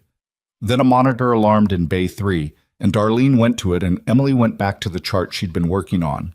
And the work continued the way it always continued, regardless of what had happened in the corridor 30 seconds ago. At 6:45 p.m., Reyes found her in the hallway outside Bay 7 and said, "The fourth board member who didn't show at 3 o'clock. Solis just got the full picture." Emily looked at him. His expression told her it was significant. "Dr. Raymond Holt," Reyes said. "He's been on the board 4 years. He's also a silent partner in 3 of the vendor companies that hold Ravenbrook's emergency supply contracts." He paused. He called Pierce's attorney at 11:15 this morning, 2 hours after the investigation became visible on the floor. How visible? Visible enough that someone watching the hospital's internal communications would know. He paused again. Holt also sits on the board of Caldwell Medical Group, the private facility across town, the one whose badge color had been clipped to Ven's chest when he walked into the administrative corridor. Emily leaned against the wall, thought through it. Ven came from Caldwell. Holt connects Caldwell to the Ravenbrook board, and Pierce connects the board to the procurement contracts. A triangle, Reyes said. 3 points, all load-bearing. And Holt's been unreachable since 11 a.m. His office says he's traveling. His assistant doesn't know where. Reyes's tone was precise and flat. His car is at the airport, long-term parking, domestic terminal. Emily processed that. Did he get on a plane? That, Reyes said, is what Solis is working on right now. She looked at the corridor, at the ER, still running, still full of people who needed things that had nothing to do with any of this. At the board on the wall with its patient names and room numbers and status codes. At the door to the administrative corridor where the conference room had now been running as a federal operational center for 12 hours and where, at this very moment, Solis was presumably on the phone with TSA and U.S. Customs, and whoever else you called when a board member with financial ties to a corruption network had put his car in airport long-term parking and stopped being findable. There's one more thing, Reyes said. He said it in the voice of someone who has been holding it for a moment because the timing mattered. Emily looked at him. Ven had a drive on him, Reyes said. Encrypted, but our people broke it in about 4 hours. It has records, billing records, imaging records, a log of every patient transfer to Caldwell that Pierce and Ven co-authorized over 3 years. He paused. One of those transfers was a patient who died at Caldwell 6 weeks after being moved there. Cause of death listed as natural. The records on the drive suggest the treatment at Ravenbrook was deliberately delayed to necessitate the transfer. Emily went very still. This isn't just corruption, she said.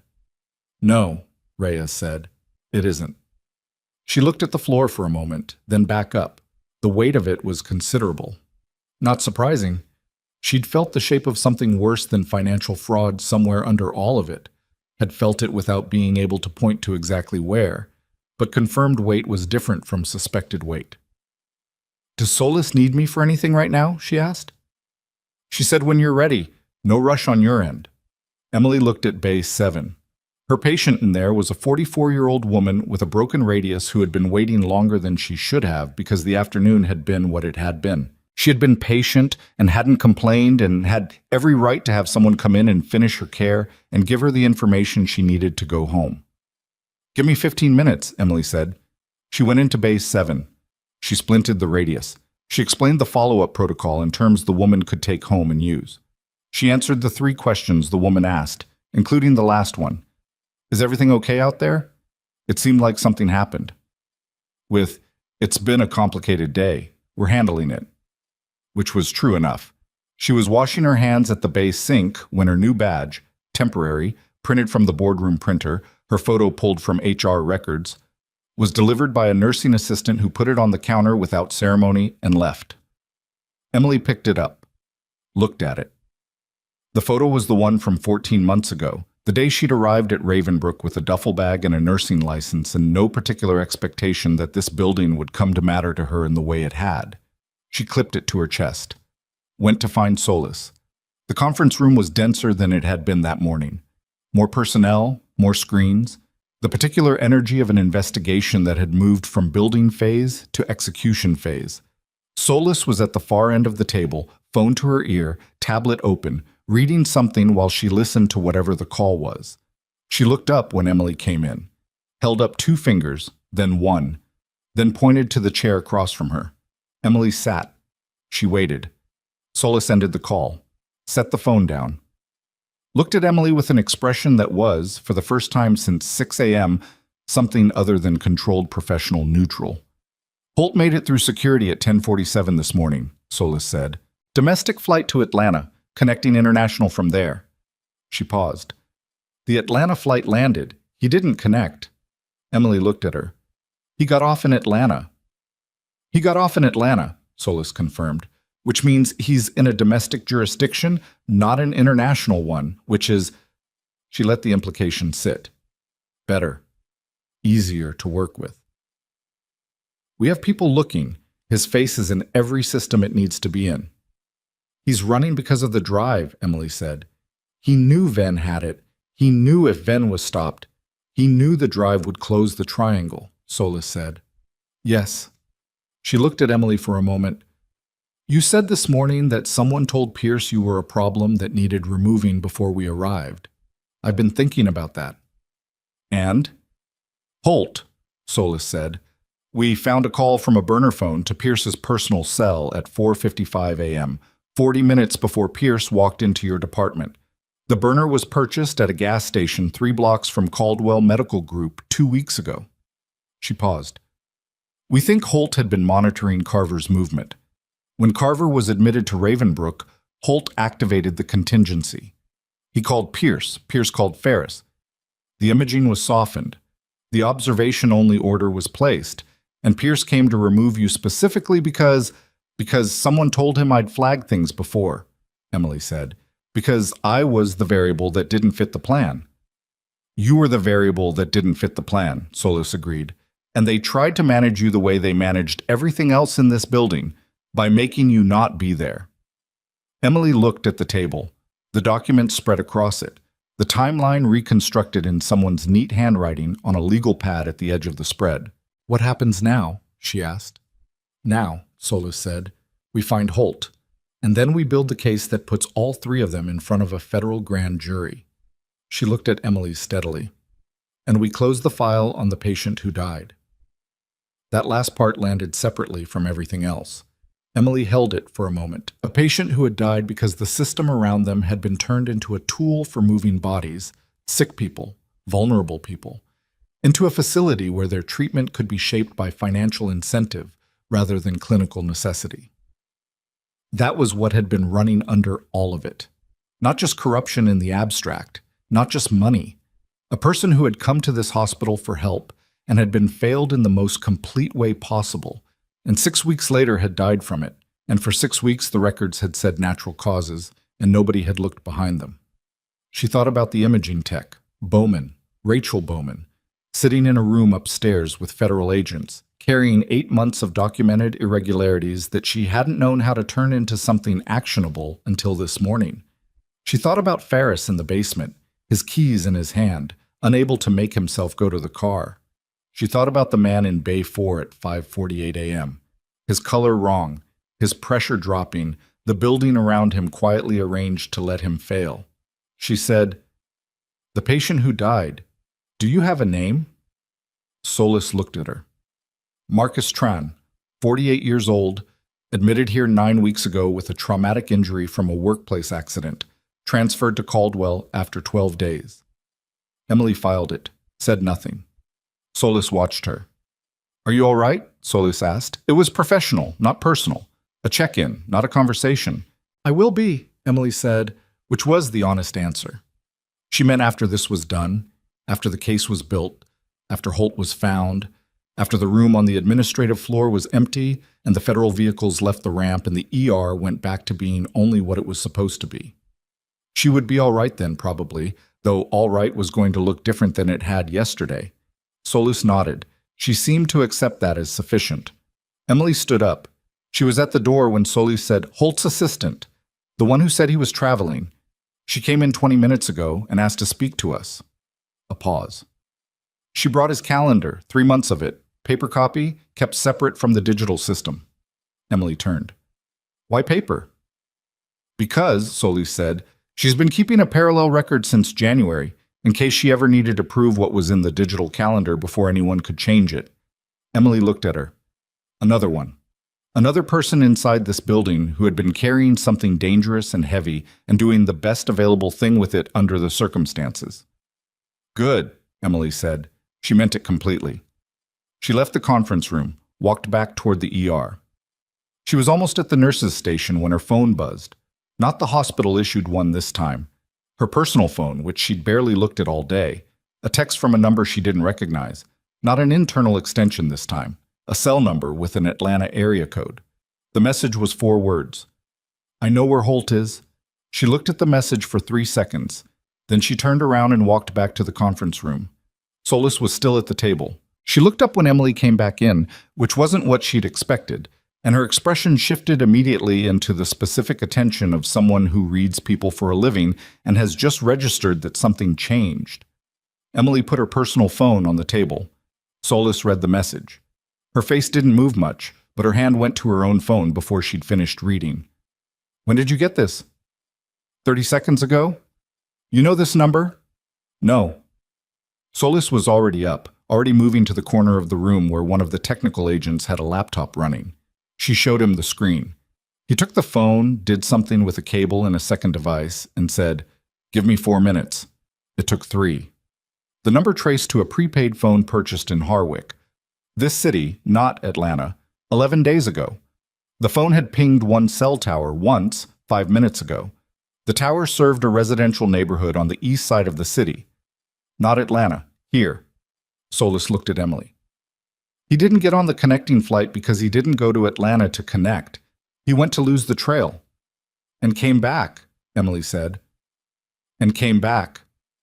Solis was already calling. She turned away, voice dropping into the rapid, clipped exchange of someone coordinating personnel in real time.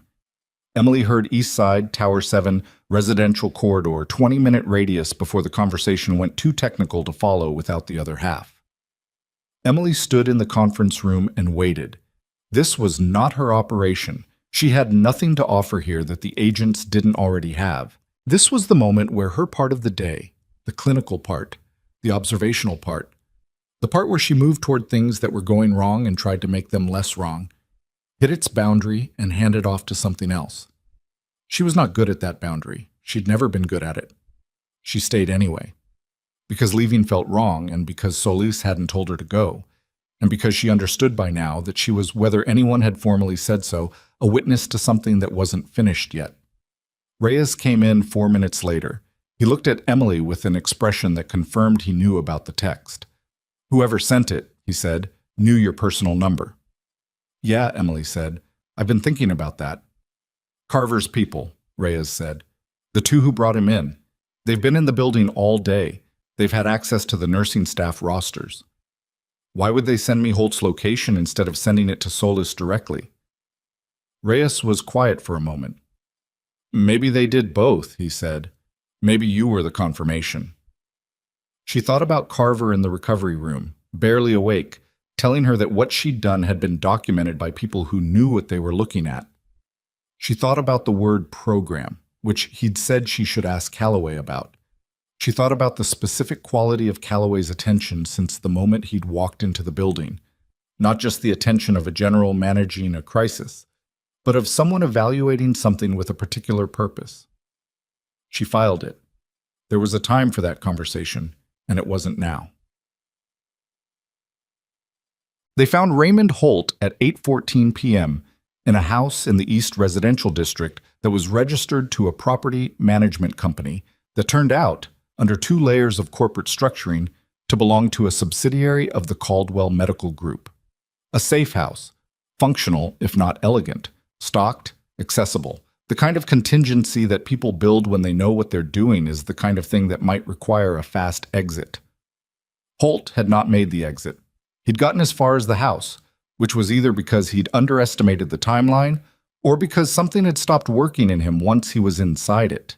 Reyes said, relaying it to Emily later, that when the agents came through the door, he was sitting at the kitchen table with a glass of water and no phone and nothing packed. Like a man who had run and made it to the only place he could think to go and then run out of the ability to keep running. He didn't resist. He asked once if he could call his attorney, was told yes, and then sat quietly while the agents did what agents do. Reyes told it without drama because the reality of it didn't have much. These things almost never ended with the dramatic confrontation the moment seemed to promise. They ended with a man at a kitchen table in a house he'd paid for through 3 shell companies, choosing the moment to stop because the alternative had run out. Emily listened to the account in the corridor outside the conference room, leaning against the wall with her arms folded, and felt something she would have struggled to name precisely. Not satisfaction. More like the particular settling that happens when a structure that has been under stress for a long time finally reaches its resolution. Not pleasant, exactly, but real. Necessary. All 3, she said. All 3, Reyes confirmed. Pierce, Van, Holt. The triangle closed. And Ferris? Cooperating witness. Full statement on record. He paused. His attorney is negotiating, but his cooperation is substantive. The case doesn't need him to be a villain. It needs him to be what he is. She thought about Ferris in the basement corridor, keys in hand, unable to make himself go to the car. There was something in that she didn't want to flatten into either contempt or sympathy. He'd made bad choices over a long time because the cost of making good ones had seemed too high, and when the moment came, he hadn't been able to run. That was human in a way that wasn't clean or simple, and she was going to let it stay complicated. Bowman, she said. Rachel Bowman. What happens to her? Protected witness status. Her 8 months of documentation has been formally received as material evidence. Reyes looked at Emily.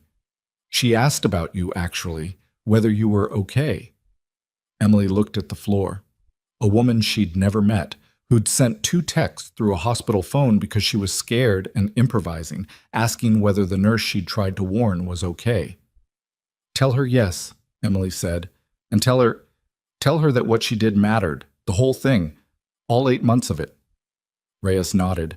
He would. Fine. Calloway found her at 9 o'clock. The ER was running on evening shift by then, the morning's chaos metabolized into institutional memory. The staff who remained from the day shift had stayed longer than they'd needed to, which Emily had noticed without commenting on, people processing a shared experience by staying physically present in the space where it had happened, which was its own kind of making sense of things. Calloway looked like a man who had been awake for approximately the right amount of time to be showing strain at the edges, without it having reached the center yet. He walked like he still had 6 hours left in him, which was probably true, but his eyes had acquired the particular quality of controlled tiredness. He sat down across from her at the small table in the break room. Nobody else was in there. She'd been sitting with a coffee she wasn't really drinking, letting her body remember what it felt like to not be in active motion. Holt is in custody, he said. Reyes told me. The case is substantive. Federal grand jury will convene within 30 days based on what I'm told. He looked at the table. The patient who died, Tran. His family has been contacted. They'll have answers now. Emily nodded. That was the part she came back to, when she let her mind go somewhere other than clinical process. Marcus Tran, 48 years old, workplace injury, admitted here, transferred, dead 6 weeks later. Someone who had come to a hospital for help and had encountered a system that treated him as a transaction in someone else's financial architecture. His family had believed the records. They'd had no reason not to. And now they would know, which was not better in the sense of making the loss smaller, but was better in the sense of being true. Lieutenant Carver is stable, Calloway said. Surgical team is pleased with his progress.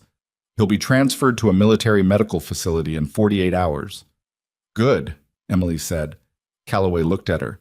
He had the expression of a man who has something prepared and is deciding how to begin it. The program, he said, that Carver mentioned. She looked at him.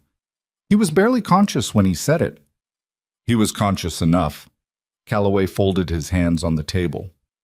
It's called the Clinical Integration Program.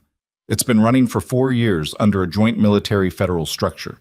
We place trained medical personnel, specifically people with combined combat medical background and civilian clinical experience in civilian healthcare settings.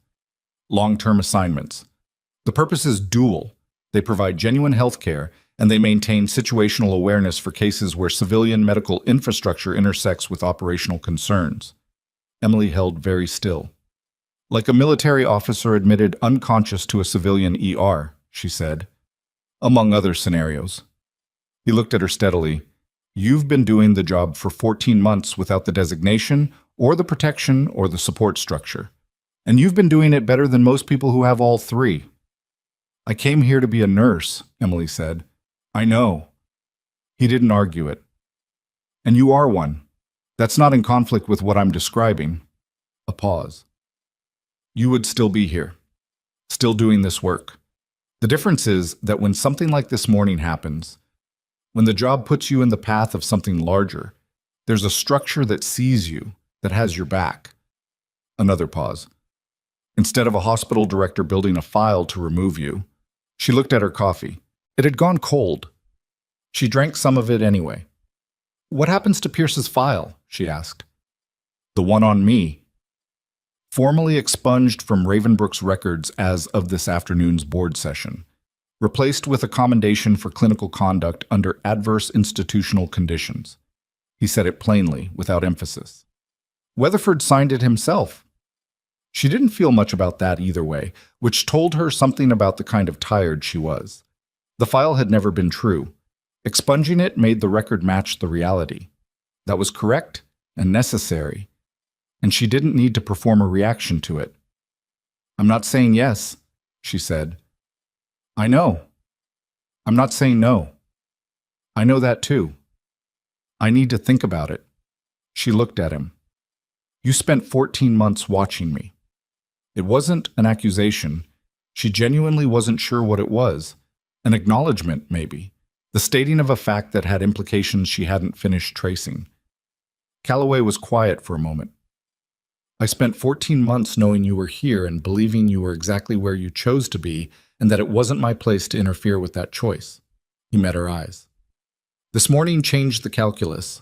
Not because I think you can't handle yourself, obviously, but because you deserve to know the structure exists. You deserve the choice. She thought about that. About the word deserved, which was not a word she was used to applying to herself in contexts like this. Okay, she said. Not agreement. Processing. Calloway nodded. I'll be in Harwick for 2 more days, whenever you're ready. He started to stand. Calloway. He stopped. She looked up at him. The people who built the file on me, Pierce, the administrators who co-signed the incident reports, the ones who watched it happen and did nothing. She paused. What happens to them? The co-signatories are part of the HR review the board is conducting. At minimum, documented administrative misconduct. At maximum, if they can be tied to the procurement irregularities, federal exposure. He looked at her. It won't be quick. Institutional accountability rarely is. But it will happen. Yes, he said. It will happen. She nodded. That was enough. Not satisfying in the way movies made things satisfying. Not a single moment where justice arrived fully formed and everyone understood what they'd done. More like the beginning of a long process that would move through legal channels and institutional reviews and HR proceedings and grand jury testimony, and at the end of it, the record would be different than it had been. That was how it actually worked. She preferred the actual version to the clean one. Boom. She stayed until 11. Not because anyone asked her to, but because leaving felt premature, like stepping away from something before it had finished resolving. Around 10, the federal presence in the conference room began to thin. Agents leaving in pairs, the operational energy of the day converting to something slower and more procedural. The ER settled into its night rhythm. The boardroom on the 6th floor went dark. Darlene found her one more time, near the end. She came to the nurses' station where Emily was finishing her last documentation of the day. Thorough, time-stamped, every clinical decision and observation from the full shift accounted for. And she stood nearby for a moment before saying anything. The morning shift is going to be different tomorrow, Darlene said. Yeah, Emily agreed. A lot of people are going to want to talk to you. They'll have to wait until I've had 8 hours. Darlene almost smiled. The board is talking about interim leadership for the director's position. Weatherford asked if I had thoughts. Emily looked at her. Do you? I have thoughts about who it shouldn't be, Darlene said. I'm working on the other list. A pause. Okafor seems like someone who actually reads the clinical reports. She asked good questions today, Emily said. Yeah. Darlene was quiet for a moment. I'm sorry, Emily. For January. For March. For... She seemed to run out of specific months and settle for the whole year. Emily looked at her. Darlene was not a woman who apologized easily. This one had cost her something. I know you are, Emily said. That was all. She meant it as acceptance, not absolution, and she thought Darlene understood the difference. Darlene nodded. Went home. Emily stayed 20 more minutes and then stopped staying because the work was done, and the patients who needed her had been handed off, and the building had reached a temporary equilibrium that didn't require her to be in it. She changed, got her bag, walked to the exit. The night was clear and cold the way fall nights in Harwick got. Sharp enough to register, not brutal. The military vehicles were gone from the ramp. The space where they'd been was just asphalt now, the ordinary kind. A single federal vehicle remained, 2 agents inside, headlights off, which she noticed and registered and walked past. She sat in her own car for a few minutes, not doing anything, just letting the day lie down inside her. She thought about Marcus Tran. She'd do that for a while, she knew. Not obsessively. She didn't have that particular wound, but with the persistence of someone who understood that some things needed to be remembered in order for them to have mattered. He deserved that much from someone. She thought about Rachel Bowman, who'd spent 8 months keeping a parallel record on paper and hadn't known what to do with it until the day it suddenly became exactly what was needed. She thought about Ferris in the basement, keys in hand. She thought about Priya, the tech, saying, I've been writing things down in my own notes with the particular anxiety of someone who was new enough to doubt their own perception. She thought about Harold, the cardiac patient who'd been sitting in the waiting room for 4 hours before anyone looked at him properly. She thought about the child by the curtained bay that morning, watching her be walked out, eyes enormous, and taking everything in. She thought about her own file, 43 pages of someone's careful, sustained effort to make her small, to make the things she saw into liabilities instead of competencies, to reframe her precision as arrogance and her persistence as obstruction and her refusal to go along with something wrong as evidence of a character flaw. She had spent 14 months in a building that had tried to convince her she was less than what she was. She had not believed it. That was not because she was exceptional in some extraordinary way. It was because she had stood in enough situations where the stakes were absolute to know the difference between someone telling you that you're wrong and actually being wrong. She'd learned that distinction in environments more unforgiving than a hospital administration, and she'd carried it here, and it had held. But she also knew she'd been lucky in ways that mattered. The text this morning, Bowman's 8 months of documentation, Carver's arrival, specifically at Ravenbrook, specifically on her shift, Calloway's presence and what it unlocked. Any one of those things missing and the outcome was different. She's just another nurse who flagged things and got removed and filed a complaint that went nowhere. That was not a comfortable thing to sit with. She sat with it anyway. She was not the whole story. She was the part of the story she'd been in. The rest of it. Bowman's courage, Ferris's eventual crack, the agent's 4 months of work, the small imaging tech who'd grabbed a hospital phone and typed 6 words into it because she'd seen a man walking the wrong direction. That was the rest of it. And none of it was clean. None of it was smooth. It was imperfect people doing the best available thing under conditions that made the best available thing very hard. And the aggregate of all that imperfect effort had added up to something true. She thought that was how it usually worked, when it worked at all. But 3 days later, they held it in the main lobby. Not a ceremony exactly. Calloway had specifically not called it a ceremony, which Emily suspected was for her benefit. He'd said a formal acknowledgement, which was the kind of language that left room for it to be brief. She appreciated that. She also suspected it was going to be less brief than advertised, and she was right. The lobby had maybe 60 people in it.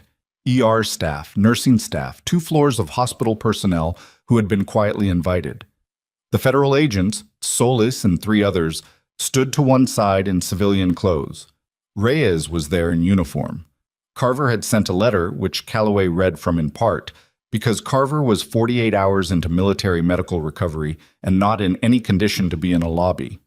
The letter was short and direct, in the way of someone who'd thought carefully about what mattered and cut everything else. It said, "She saw me when the system didn't.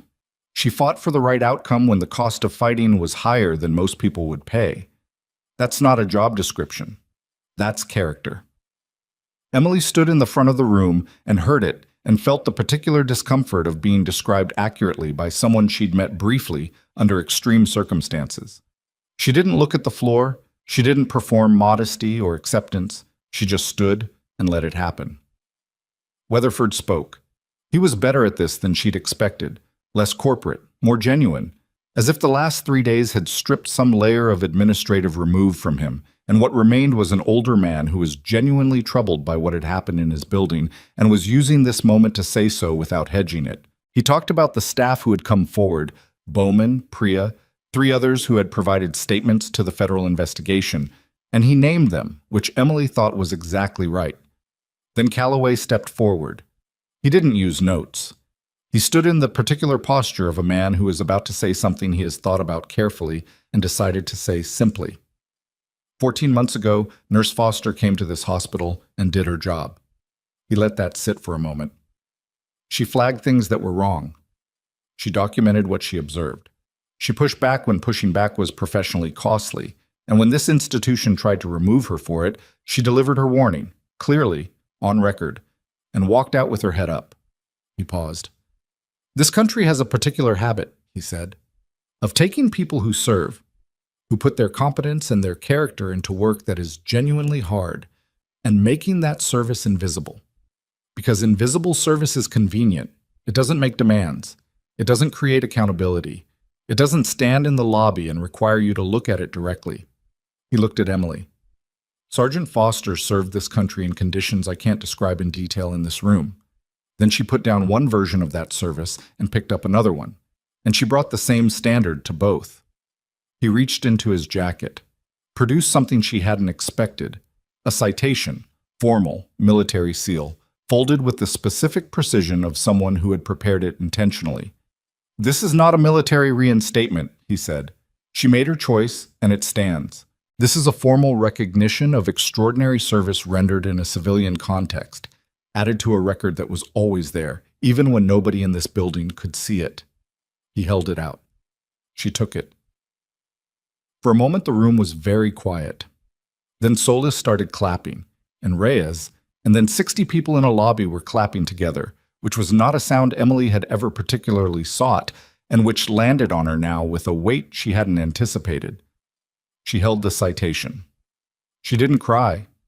She wasn't built for public crying, and she wasn't going to pretend otherwise. But something moved through her.